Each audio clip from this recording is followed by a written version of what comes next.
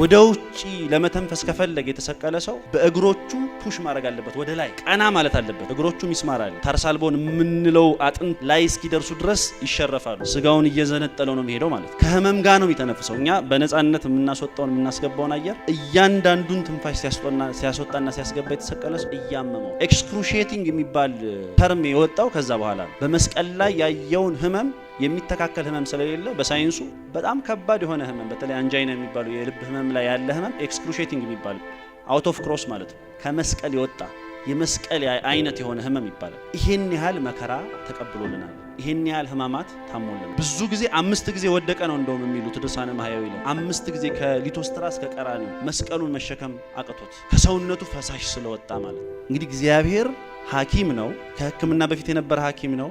ከመድኃኒት በፊት የነበረ ባለመድኃኒት ነው። በእጽዋት ውስጥ መድኃኒትነትን የቀመመ ነው። በስጋም ተገልጦ ሁሉንም ስፔሻሊቲዎች ሐኪም ሆኖ እኛን ያዳነ አምላክ በልዩ ጥበቡ በኪነ ጥበቡ ከጭንቀት ሊገላግለን ሲችል ግን እኛን ሆኖ ሰው ሆኖ እንደ ሰው ተጨንቆ ጭንቀታችንን አራቀልን። በጌቴሴማኒ በሉቃስ ወንጌል ምዕራፍ 22 ላይ ተጽፎ እንደምናገኘው ደቀ መዛሙርቱን ወደ ቄድሮንን ወንዝ አሻግሮ ወደ ጌቴሴማኒ ወደ አትክልቱ ስፍራ ወሰዳቸው። ከዛ ሶስቱን የምስጢር ደቀ መዛሙርትን ለይቶ ወደፊት ሄደ።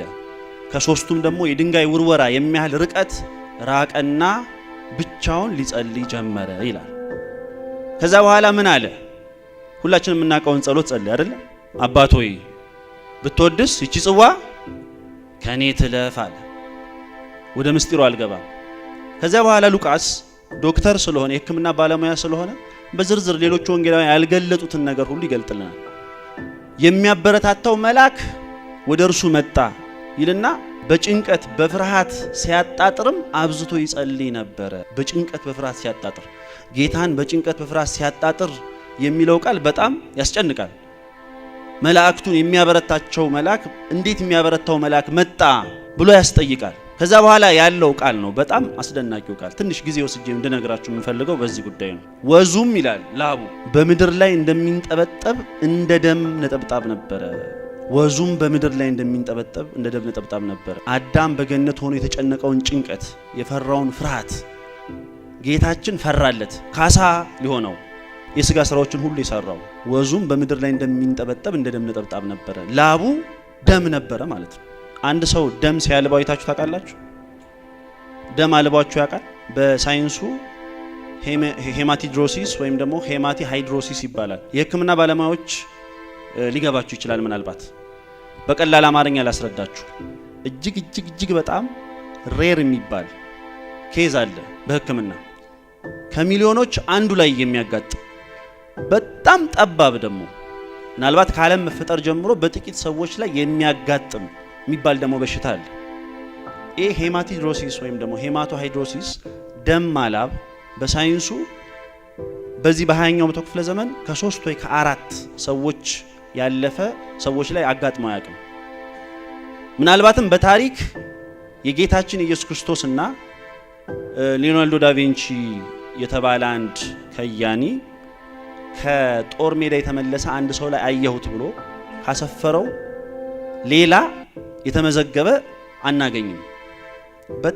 በጣም ከባድ የሆነ ጭንቀት ውስጥ አንድ ሰው ሲገባ የላብ እጢዎች ወይም ደግሞ ላብን የሚያመነጩ እጢዎች አካባቢ ያሉ በጣም ጥቃቅን የደም ስሮች አሉ። እነኛን የደም ስሮች የሚያጠጣ ደግሞ የነርቭ ሰፕላይ አለ፣ ሲምፓቴቲክ ነርቭ ሰፕላይ የሚባል መጠኑ ይጨምራል።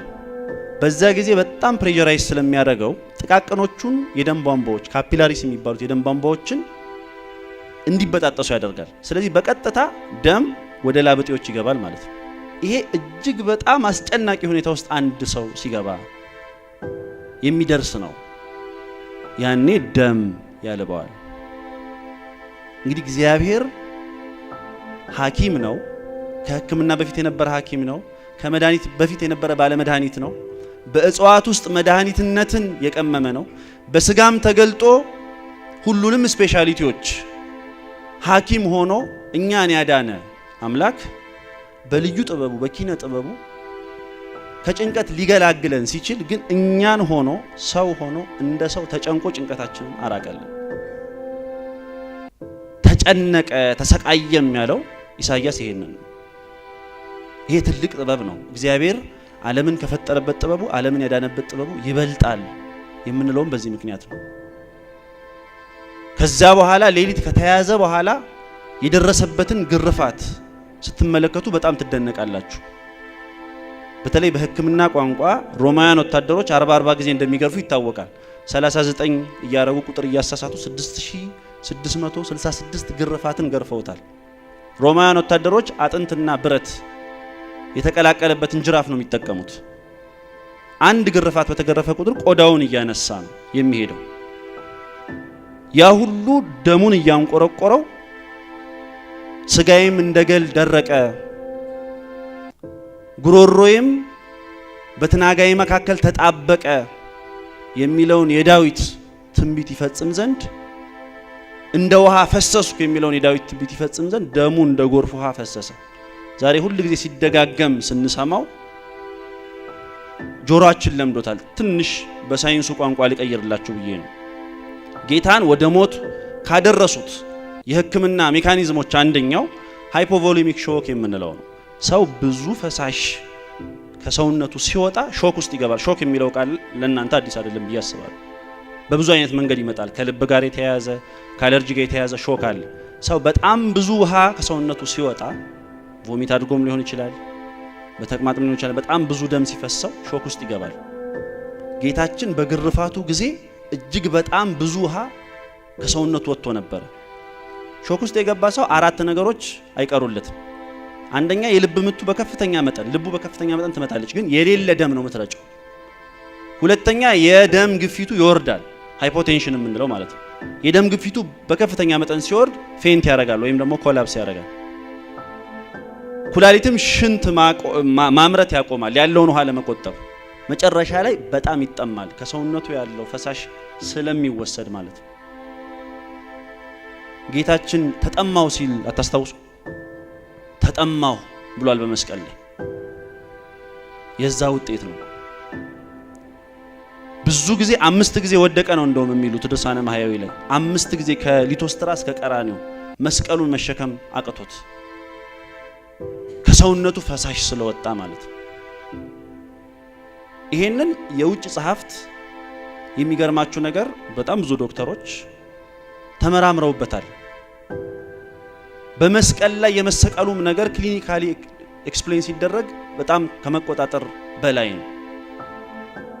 አንድ ሰው በመስቀል ላይ ተሰቅሎ እንዲሞት የሚደረግበት ምክንያት በመስቀል ላይ መተንፈስ ስለሚሳነው እጆቹንና እግሮቹን ሲቸነክሩት ወጥረው እንዲጋጠምላቸው ጫፍ እንዲደርስላቸው ከግራ ከቀኝ ስለወጠሩት ሾልደር ዲስሎኬሽን የሚባለው የትከሻው ልቃት የሚባለው ገጥሞታል ጌታ። ይሄም በትንቢት የተጻፈ ነው። አጥንቶቼ ሁሉ ተለያዩ ብሎ ዳዊት በመዝሙሩ የገለጸልን። ከዛ በኋላ በተሰቀለ ጊዜ አንድ ሰው የተሰቀለ ሰው እጆቹና እግሮቹን ሲቸነከር እዚህ ጋር ሚዲያን ነርቭ የሚባል ማዕከላዊ ነርቭ የሚባል ነርቭ አለ። ሚስማሮቹ በቀጥታ ያንን ነው የሚያገኙት። ነርቭ ምን ያህል ህመም እንዳለው እንድታውቁ እዚች አካባቢ ላይ እዚህ ኤልባዋቸው አካባቢ ላይ ድንገት የጠረጴዛ ጠርዝ መቷችሁ አይደል? የሚሰማውን ስም ታውቃላችሁ አይደል? እንደው የሆነች ነገር ጠርዝ ስትመታችሁ እንደው በቃ ምን እንደሚያደርጋችሁ ራሱ አታውቁት። እዚህ ውስጥ ሚስማር ሲገባ አስቡት። ህመማችንን ተቀበለ፣ ደዌያችን በእርሱ ላይ ነበር፣ የድህነታችን ተግሳጽ በእርሱ ላይ ነበር፣ በእርሱ ቁስል እኛም ተፈወስን ይላል። እንደ ሐኪም እንደ ጤና ሰው ስትገነዘቡት በጣም በጣም በጣም ለጌታ ያላችሁን ፍቅር መገዛት ይጨምራል። ስለዚህ አንድ ሰው ሲሰቀል ሚዲያን ነርቮቹ በሚስማር ተቸንክረው ሰውነቱ ከውሃ ከፈሳሽ አልቆ ሾክ ውስጥ ሆኖ ኢንሄልድ በሚባል ፖዚሽን ውስጥ ነው የሚሆነው።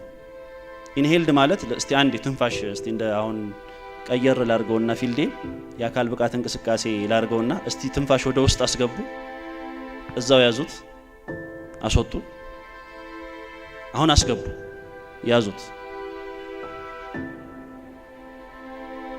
ኢንሄልድ ፖዚሽን ማለት ይሄ ነው። ማለት አየር ወደ ውስጥ የማስገባት ፖዚሽን ማለት ነው። አንድ ሰው መስቀል ላይ ሲሆን እዚህ ጋር ዲያፍራም የሚባል ከሳምባ በታች ያለ ጡንቻ አለ። ሳምባን በዙሪያው ደግሞ ከልለው ያሉ ሌሎች ጡንቻዎች አሉ። እነሱ ጫና ላይ ነው የሚሆኑት። ጫና ላይ ሲሆኑ ትንፋሽ ወደ ውስጥ በሚያስገባ ፖዚሽን ላይ ነው የሚሆነው ያ ሰው የተሰቀለ ሰው። ልብ በሉ እናንተ አሁን ትንፋሽ ወደ ውስጥ ለማስገባት ጥቂት ሰከንድ እንኳን ለመያዝ አቅቶናል አይደል? 3 ሰዓቱን ሙሉ በዛ ሁኔታ ላይ ነው ጌታችን የነበረው። ወደ ውጪ ለመተንፈስ ከፈለገ የተሰቀለ ሰው በእግሮቹ ፑሽ ማድረግ አለበት፣ ወደ ላይ ቀና ማለት አለበት። እግሮቹ ሚስማር አለ። ታርሳልቦን የምንለው አጥንት ላይ እስኪደርሱ ድረስ ይሸረፋሉ። ስጋውን እየዘነጠለው ነው የሚሄደው ማለት ነው። ከህመም ጋር ነው የሚተነፍሰው። እኛ በነፃነት የምናስወጣውን የምናስገባውን አየር እያንዳንዱን ትንፋሽ ሲያስወጣና ሲያስገባ የተሰቀለ ሰው እያመመው ነው። አስቀድሞ 666 ግርፋት ተገርፎ ኮላፕስ አድርጎ ብዙ ቁስሎች በሰውነቱ ላይ ሆነው ደክሞ መስቀል ላይ ስለወጣ ጌታችን ከሌሎቹም ተሰቃዮች አስቀድሞ ነው የሞተው አይደለ? እንዴት ሞተ ብሎ እስኪያደንቅ ድረስ ጲላጦስ ሌሎቹም እንዲሞቱ እግራቸውን ጭንጭናቸውን የሚሰብሩበት ምክንያት ይሄ ነው። በነገራችን ላይ እንዳይተነፍሱ ጭናቸው ሲሰበር ወደ ላይ ሆነው ለመተንፈስ አይችሉም። ስለዚህ ቶሎ ይሞታሉ በደቂቃዎች ውስጥ። የሚገርማችሁ ከልብ ጋር የተያያዘ ኢፌክትም አለው። ሀርት ፌለር የሚባል በሽታ ታውቃላችሁ? መተንፈስ ሲያቅተው አንድ ሰው ትንፋሽ እንደፈለገ ማስወጣት ማስገባት ሲያቅተው ካርቦን ዳይኦክሳይድ የሚባለውን ቆሻሻ አየር ማስወጣት ሲያቅተው ይሄ ካርቦን ዳይኦክሳይድ ወደ ካርቦኒክ አሲድ ይለወጥና የደምን አሲዲቲ ይጨምረዋል። ደም አሲድ ሆነ ማለት የተዘበራረቀ የልብ ምት ኖረ ማለት ነው። ያ ሀርት ፌል እንዲያደርግ ያደርጋል። በዚያ ጊዜ ነው ጌታችን ነፍሴን በእጅ አደራ ሰጣለሁ ያለው። ልብ ፌል ሲያደርግ ደግሞ የልብ ንጣፍ የሚባለው ፔሪኮርዲየም የሚባለው በውሃ ይሞላል። ሳምባም እንደዛው በውሃ ይሞላል። ለንጊኖስ በጦር ሲወጋው ደምና ውሃ የፈሰሰውም ለዛ ነው። ይሄንን ሁሉ የህማማት ኤፒሶዶች ለምን አለፈ ጌታችን? እንዲያው ዝም ብሎ አዳምን ከህመምህ ተፈውሰሃል፣ ከሲኦል ወጥተሃል ማለት ሲችል ለምንድን ነው ይሄንን ሁሉ የመከራ መንገድ የተጓዘው ካልን ምንድነው? ስለ ፍቅር ኃያል ወልድን ሳበው እስከ ሞትም አደረሰው። ከበሽታ በፊት የነበረውን መድኃኒት የሁላችንን በሽታ እንዲሸከም አደረገው። ከሐኪም ቤት በፊት የነበረውን ሐኪም የሁላችንንም ህመም እንዲታመም አደረገው። ከህመሞች ሁሉ የከፋን ህመም እንዲቀበል አደረገው።